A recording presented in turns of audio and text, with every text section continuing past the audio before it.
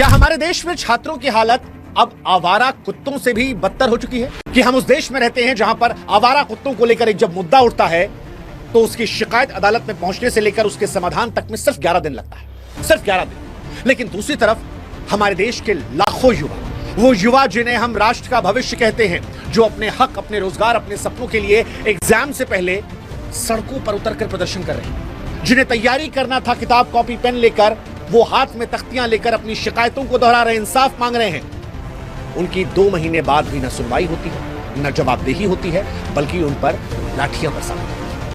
क्या हमारी सरकारें इतनी असंवेदनशील हो चुकी हैं कि जिन्हें छात्रों की बातों को प्राथमिकता से सुनना था, वो जोर समय देखकर लाठियां बरसाने में, उस आंदोलन को खत्म करने में लगा दे रही हैं? सरकार को चाहिए कि वो लाठियां चलाने के बजाय इन मांगों को सुने, एडुकेटी जैसे वेंडरों को हटा दे, पारदर्शी जांच करे, ऐसी व्यवस्था बनाए जो छात्रों के हक की हो, ना कि पैसा कमाने के लिए सिस्टम या सिस्टम से जुड़े लोगों के हक की हो। और ये इसलिए उठ रहा है क्योंकि गड़बड़ियां, भ्रष्टाचार, लापरवाही आई है। ये हमने पहले भी कहा था। जुलाई अगस्त 2025 में एसएससी सिलेक्शन पोस्ट फेज 13 की परीक्षा में 5 लाख अभ्यर्थियों ने हिस्सा लिया था। शिकायतें वहां पर आई थी।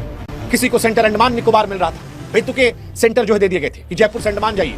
दिल्ली के, बिहार के या यूपी के लड़के को अगर आप अंडमान निकोबार भेज दोगे, कैसे जाएगा? कर्जा लेकर वो एग्जाम देने आता, और जब परीक्षा सेंटर पहुंचे पता लगा सिस्टम खराब है, कीबोर्ड काम नहीं कर रहा, माउस काम नहीं कर रहा, सर्वर जो है गड़बड़ हो गया है, सेम पेपर बाद में रिपीट हो गया है।